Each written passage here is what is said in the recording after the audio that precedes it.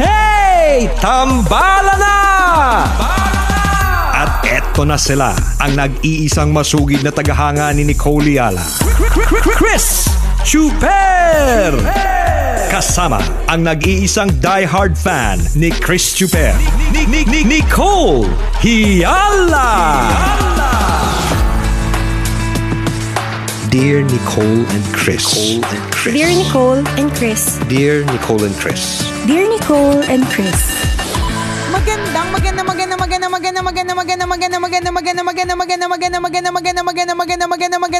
Magandang morning, Luzon, Visayas at Mindanao, Metro and Mega Manila. It's a Feel Good Thursday. Hi, partner. Pwede bang bawasan yung diamante mong suot ngayon? Anong diamante?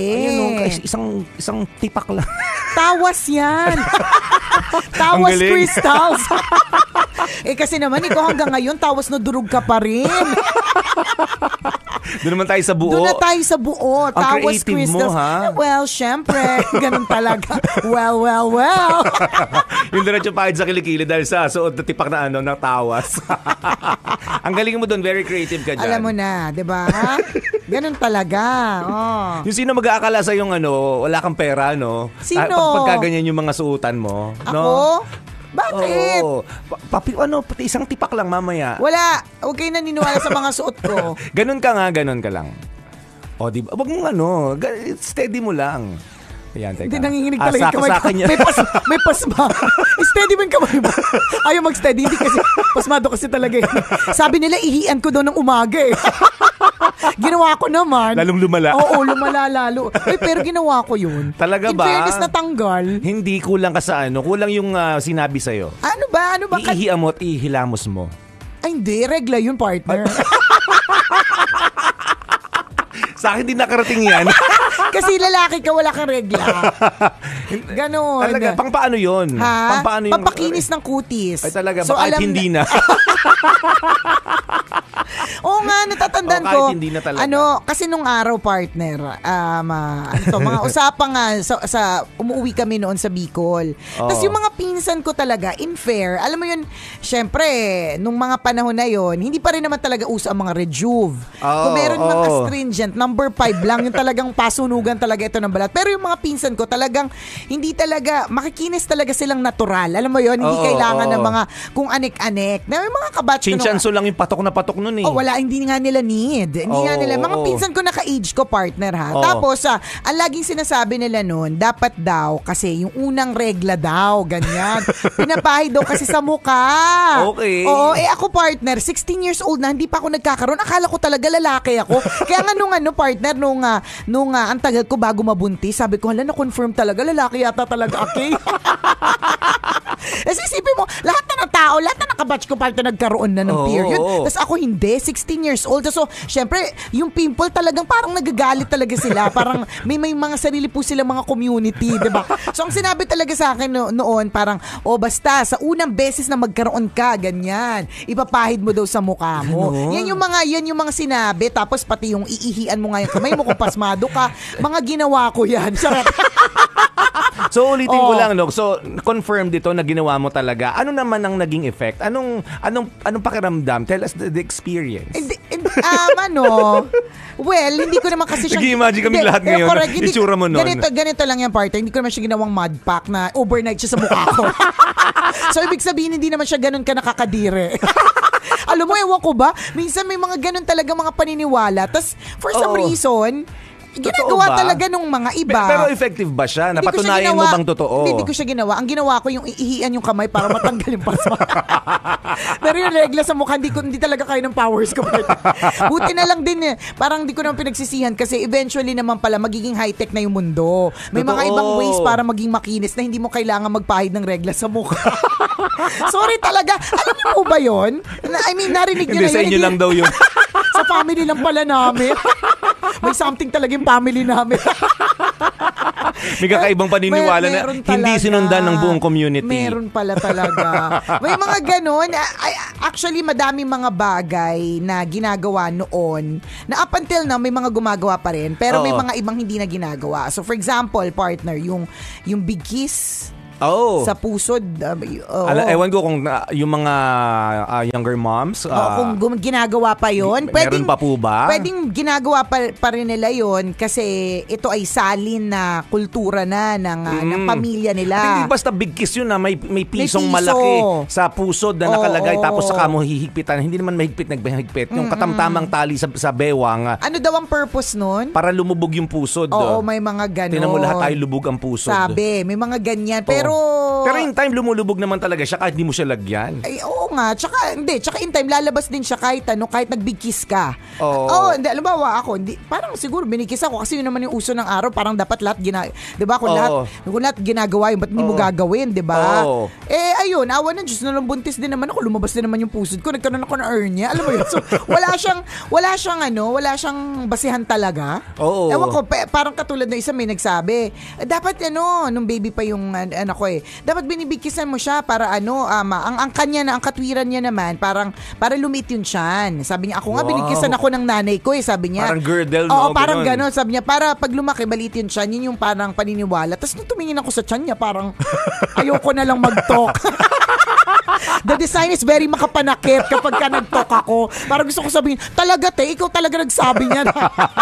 Sinira mo paniniwala. Sinira mo naman, talaga Talagang halatang hindi naman convincing Siyempre hindi ko na lang sinabi, nasa utak ko na lang para hindi ako mabawasan ng points sa langit, di ba? Totoo yun. May mga ganon daw. Hanggang ako may mga mommies pa rin sa probinsya, ewan ko lang dito sa syudad. Sa probinsya talaga, kapag ang bata sinisinok, nakakakita pa rin ako ng papel na pinapiraso na nilawayan ng nanay tas nilagay sa noo. Ewan ko kung may katotohanan talaga yun Anong nagagawa ng laway sa kalendaryo? Oo, sa kapirasong papel para mawala ang sinok. Hindi ko din talaga alam. Ang tagal na ginawa yan ng napakaraming mga nanay. Pero hanggang ngayon may pangilan-ilan pa rin ako nakikita. Meron pa din naman. Ako naniniwala naman din ako na baka lang kasi sa pagkakasali ng paniniwala, baka may nabago lang or hindi lang natuto na rin yung iba. Oo, or hindi na lang naintindihan kung saan talaga nanggaling. Kasi naniniwala din naman ako na hindi lang naman wala lang yan. Maaari may pinanggalingan din naman ng lahat. Kasi nung mga time na yun, wala pa namang bongacious na technology. So they had to do with what they have. Kaya nga 'di ba kung papansinin mo, partner, ano nga ba yung mga mabibisang gamot sa mga ubo, sipon, sugat, hindi ba't dahon-dahon pa rin? At kahit na ngayon usong-uso na, medyo maharli ka nga, nilagay lang in oil form. 'Di ba? Dumaan lang sa matinding proseso para maging refined yung oil. Maging oil talaga siya na talagang very potent. Pero kung tutusin, saan ang galing yan? Eucalyptus, lavender, 'di ba? Mga galing sa mga dahon ng mga matatanda noon. Correct, 'di ba? Mga ganon. So, in a way, parang hindi naman to totally wala lang basihan. So, yung pagpahid ng regla sa mukha, pag-ihi sa kamay pag may pasma, paglagay ng piraso ng kalendaryo sa noo. 'Di ba? Paglalaway sa bata para hindi mausog. 'Di ba? Yung mga ganon. Hindi natin alam kung paano, ano talaga yung parang pinagmulan. Pero merong dahilan yan kasi again, noong mga panahon na yun, wala pa namang teknolohiya ng kung ano ang meron tayo ngayon. Ako dati nangyari na sa akin yun. Hindi ako naniwala talaga yung nausog tapos pinalawayan ko. Hindi, sabi ko, laway hindi, pinasubo ko na lang. Sabi ko. Huwag mo lawayan. Isubo mo. Ang alin ba? Alin kasi ito? Inuusog ako. Ang dami naming nai-imagine ngayong morning na ito. Regla, pagsubo. Laway. Ano ba? Nakakaloka. Ang pangit. Hindi effective yung laway. Sabi ko, subo mo na lang. Hindi sapat yung pahid-pahid na laway. Kasi ang sinasabi ni partner, ayusin mo, partner. Subo mo na lang, baka sakaling effective. Hindi kasi anong basihan? Nausog ako Anong basihan ng kaunting laway-laway? Di kung para kung matindihan yung usog mo, diba? At gusto mong mas mabilisan ng gamot. At saka maraming laway na talaga, diba? So yun, sabi ko, in fairness, pag maramihang laway, effective. Konting laway, hindi effective. So kailangan ganun. At ang sinasabi ni Partay, usog ng matanda. Basta ako, ang usog na sinasabi ko yung sa mga baby. Ewan ko dito kung sinong baby. Kung sinong baby yung tinutukoy ni Partay. Si Aling Baby. Si Aling Baby sinubo. Ang pangit! Siya yung nangihilot sa amin. Magaling siyang magtanggal ng usog, pinalawayan ko, ganon. Nemad, kasi naguluhan ako sa mga kwentuhan ngayon eh. Ang nasa utak ko pa naman, partner, kasi galing ako sa Bible study kagabi. Ang isa sa mga na-retain sa utak ko na parang every morning nga naman talaga sa pagising natin, laging it's a new hope. Tapos pinag-remind lang din sa amin doon sa pag-aaral namin na the grace of God is new every morning. So in my mind, sabi ko yan yung topic ko yan later. Ano bang nangyari? Bakit hindi ganun yung naging ng topic? Alam mo, mali lang yung iniisip mo.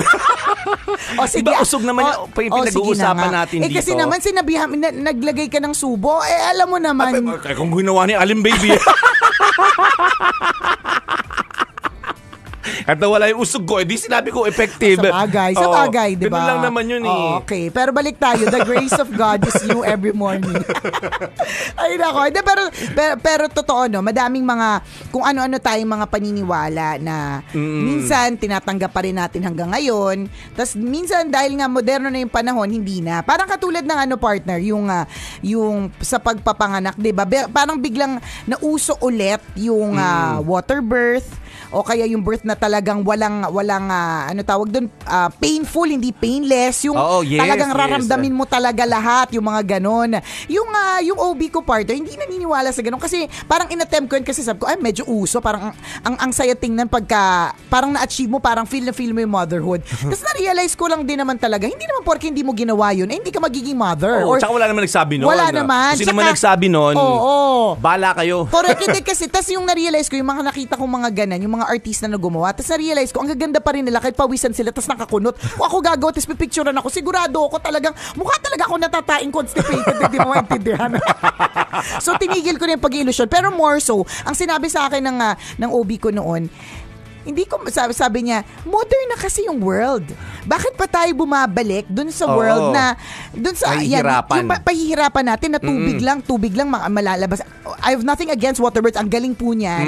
Totoo naman na siguro talagang ayaw nyo ng any gamot sa katawan. Tapos talagang kung nagagawa naman talaga siya ng mga nanay in the past, ba't hindi nyo rin magagawa, 'di ba?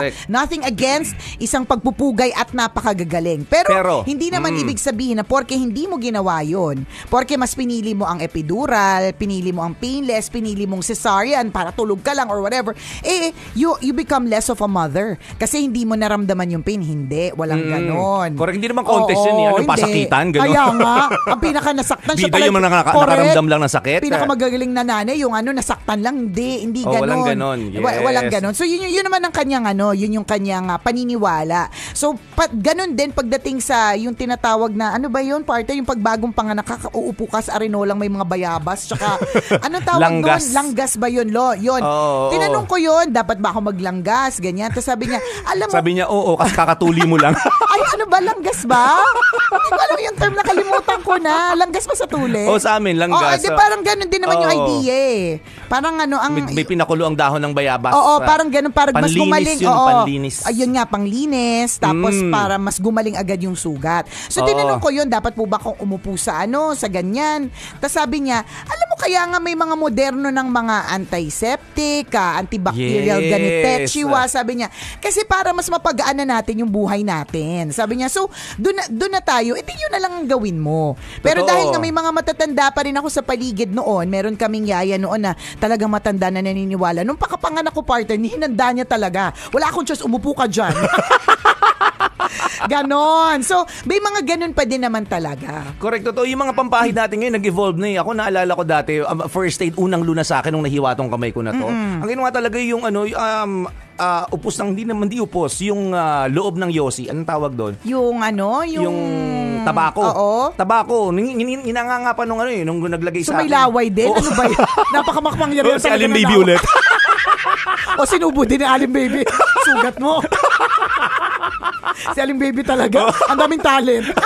Pero yung talent niya involves a lot of laway.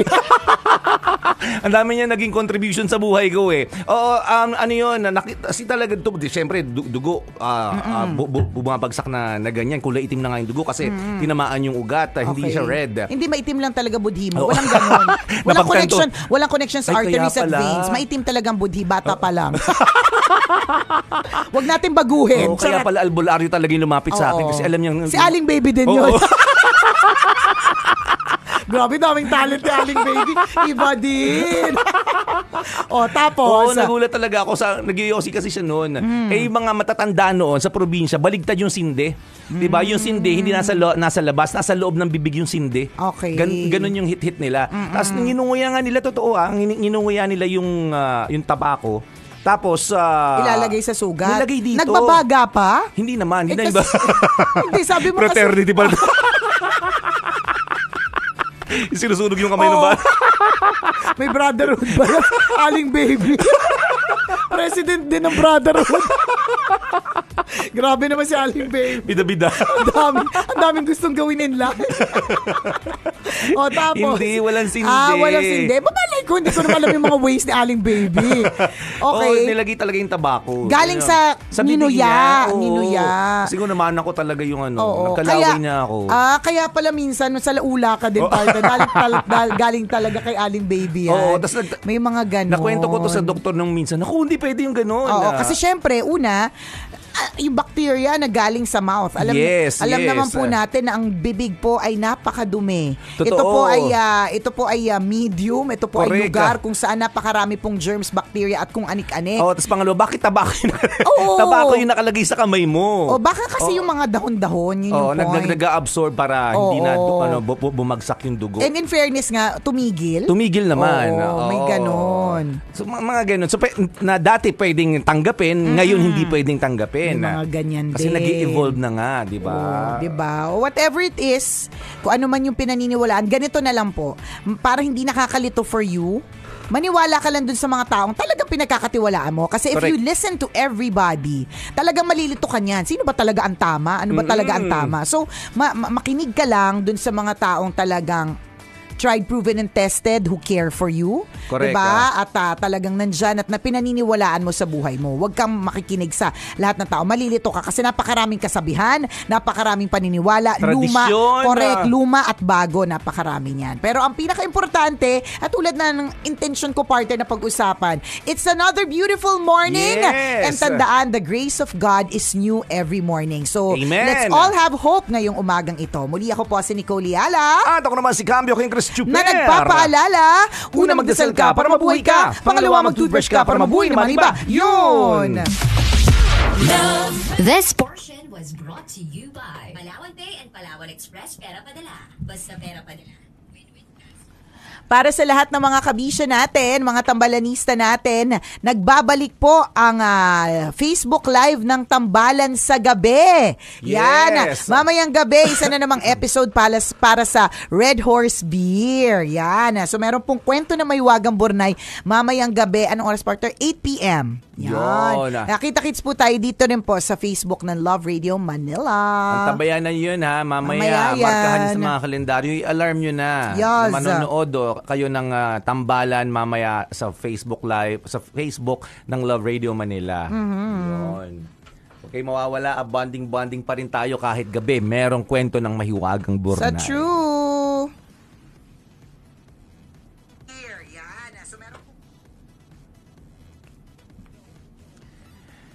Monafel Abian is watching us. Hello.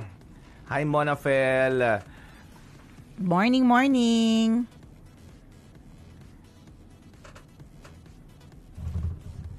Batiin natin Plema. Batiin natin ang batch 2003 ng Lukban Academy. They are celebrating their 20th year. Congratulations! Actually, reunion pala. Reunion. Ayun.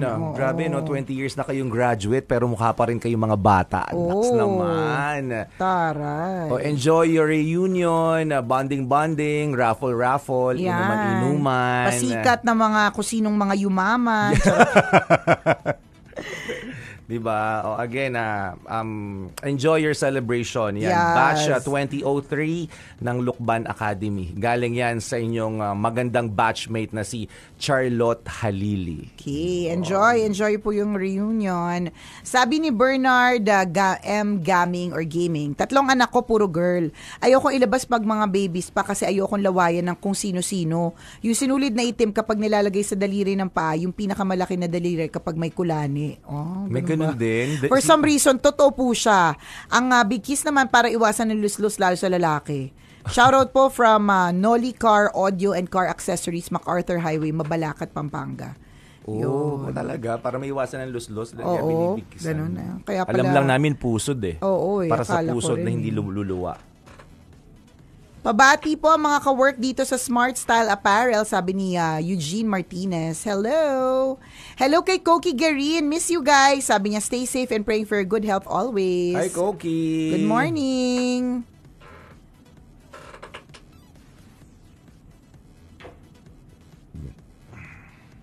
Hello, Maria Victoria Tikman. Good morning. Mariel Season watching from Hong Kong. Hi! Si Jano Orian is watching from Japan.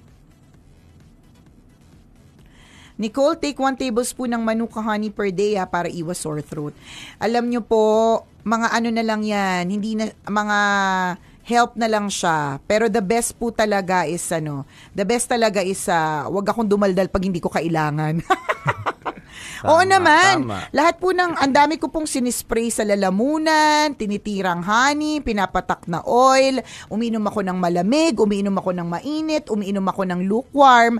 Lahat po yan para sa lalamunan ko. Kaya lang, kung ganito naman po ako kadaldal every morning and every day, talagang magkaka-sore throat. But thank you po. Thank you sa inyong mga pa-advise, ganyan. Pero bilang, ang tagal-tagal ko na pong ginagawa po ito, talagang yung mga sinasabi po ninyo ay, lahat po ng ritual ginagawa ko po talaga, promise. Hanggang sa pagtitirik ng kandila. Yan, nagtunaw oo. ng kandila, nagtunaw Lahat ng na. tawas. Correct. Magpagbilog ng kandila, lahat na. Pag-ilaw ng lava lamp, pagpausok ng mga oils na pampagana, di ba? Lahat na po yan, mga pinagagawa ko yan. Si Alfie Aurelia, nakikinig ako, isang tricycle driver dito sa Montalban, Rizal. Shout out po. Hello po. Sabi ni Jeric Divinagracia, sabi kasi ng mommy ko, tawa mo pala, mapapaos ka na. Totoo po yun. Kaya talagang pero helpful ha. Lahat ng yung mga spray, keeping your throat lubricated, mga helpful po talaga yun. Correct. And most of all, brushing your teeth before going to sleep. Effective po yun. Tama. Ako, napagtanto ko yun eh. Pag kunyari, halimbawa, lasing ka, tapos nakalimutan mo na mag-toothbrush. The next day, masakit yung lalamunan. Oo. Kasi madumi talaga yung bibig. Kaya sinasabi natin mga subo-subo, laway-laway. Oo. Tapos Madumi talaga nakikipaglaplapan yan. kasi hindi mo kakilala. Oo. Hindi mo alam kung saan galing yung bibig niyan. Nakakalurke. Yung mga nagpupunta ng bar, no? Oo. Halik dito, halik doon. Kung kani-kanino nakikipaglaplapan na hindi ka kilala. Hindi mo alam ang mga eksena ng mga yan. Yes, millions ang bacteria sa loob ng bibig ng kung sino man. Shoutout naman po sa Babe Genco. Mansari po namin ngayon. Love you. Sabi ni Bench. Oy, talaga naman. Marcel Sales, good morning. Hi, Marcel. Morning. Zara Yu, Tambalan Fanatic since 2008. Kayo po ang morning routine ko. Thank you for inspiring me and making me laugh. Jelaine Mendoza is watching from Batangas. Hello po. Hello kay City Asia watching from Hong Kong. Good morning kay Baby Lynn Iwamoto watching from Japan. Harvey Clifford Jove, sabi niya, ayos sa copy-paste nice move, napansin ka, Besh. Anong may copy-paste? Alam mo, minsan may mga nagka-copy-paste nga ng mga message na babasa ko. Hindi ko alam kung sino talaga original na nag-message ng message na yarn. Nice move.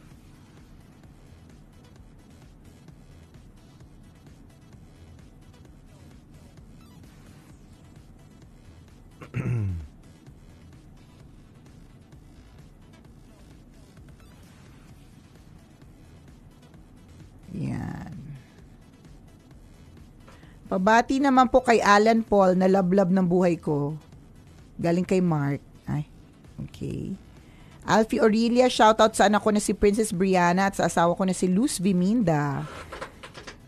Gerald Palomer says, habang tumatagal, naging heartthrob si Chris. Ay, taray. Watching from Silang, Cavite. Yan. Lola Isinok Castillon watching us from Hong Kong. Good morning sa inyo. Happy birthday naman kay Celine Alcantara, nanonood din sa atin. Yan. Enjoy your special day, Celine. Happy Thank you birthday. po. Thank you so much.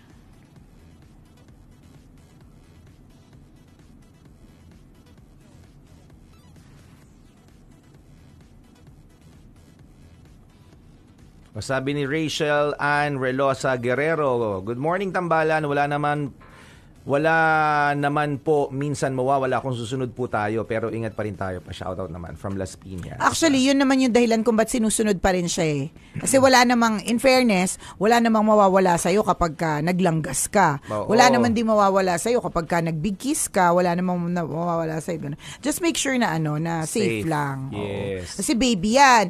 So, sobrang sensitive ng skin yan. 'Di ba? Kapag ka nilagyan mo yan ng mga foreign objects yan, pwede yan mag-rashes, pwede mag-cause ng infection. Kaya ingat lang din po. Totoo.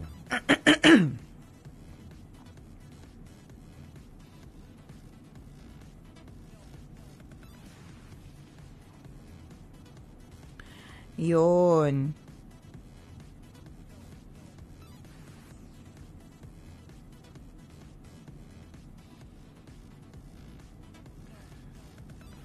O, diba? Tingnan mo, may nag-message din na yan din ang sabi ng nanay niya, magpahid ng regla sa mukha. O, diba? In fairness, wala naman akong pimples na nandalaga ako, pero ngayon nagkam-pimples naman ako kung kailan 34 na ako.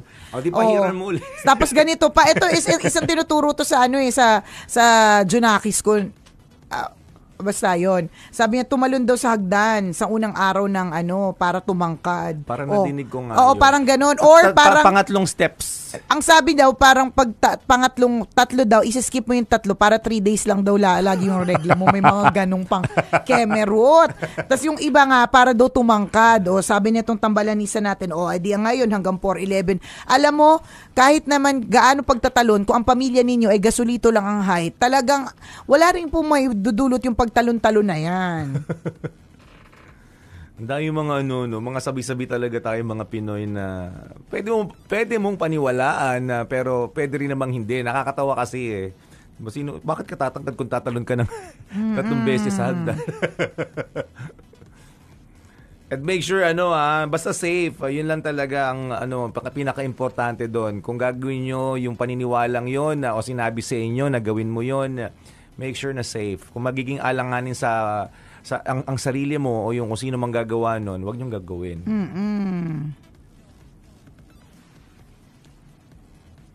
Kami naman ng mga lumalaki, tukso sa amin ng mga tatay namin. Sabi niya, para tumangkad ka, magtikol ka. Ganun. Anong tikol? Magkemerot? Oo. Diyos ko, Lord. Sabi-sabi yun ng mga tatay. Ano ba? Kaya nagugulat, uy, anak ko tumatangkad na. Ay, madalas yan. Okay. Menchi Churia says, watching here sa Japan, thank you for making my day. Lakas ng tawa ko mag-isa dito sa bahay. Tingnan mo, may mga gumawa talaga ng pagpahid ng sa mukha.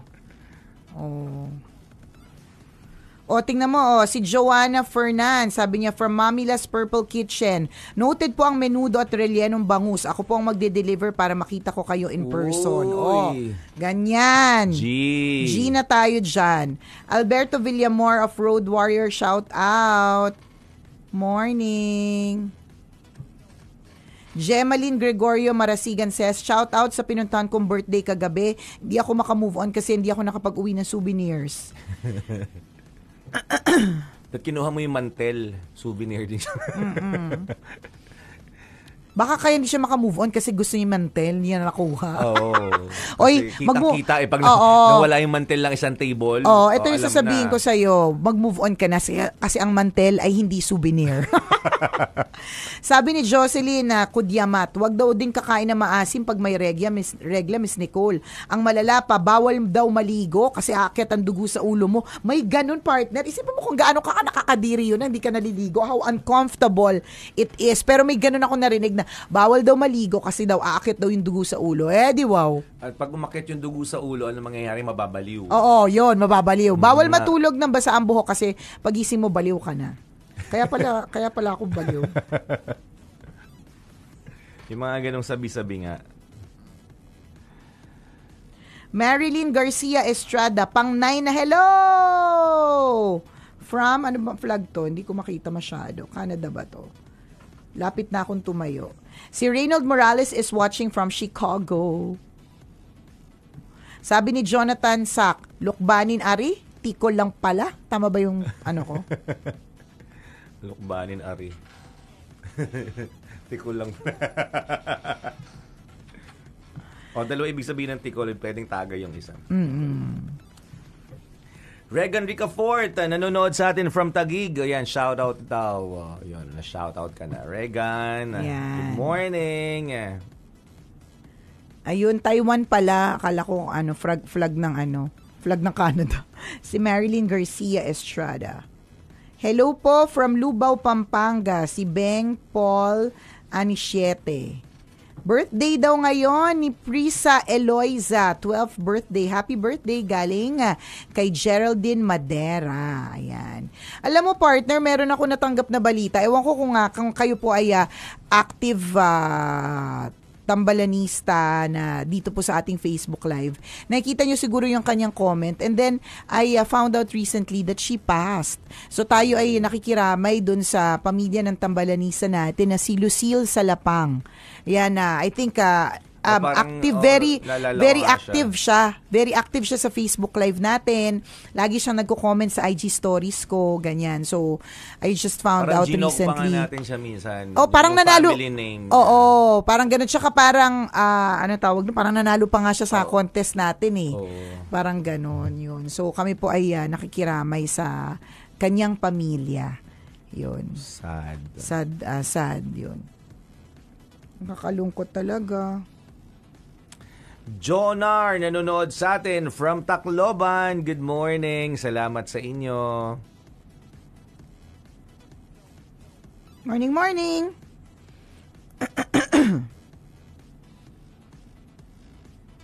Maria Cecilia Cabalitan. Hi daw mga idols from Batangas City. Hello. From Batangas lang pala, walang city. Happy 31st wedding anniversary kay Alex and Susan Lorico. Hello po. Morning.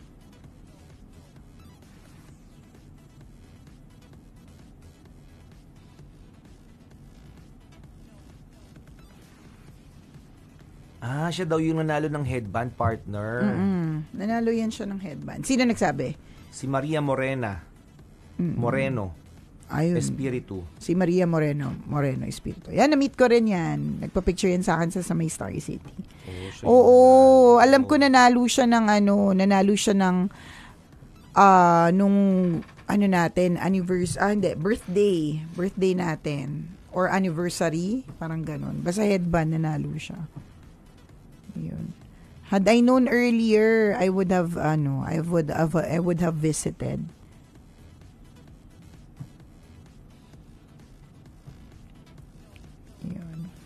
Okay. Laters again. Mamayang gabi ha. Oo. Nood kayo ng FB Live ng Tambalan na alas 8. Tama? Ano alas 8? Alas 8 ng gabi para sa Red Horse Beer. Yon. Kita-kits tayo mamayang gabi ha. Okay, Docs? Salamat, everyone. See you later para sa kwento ng May Wagang Bornay.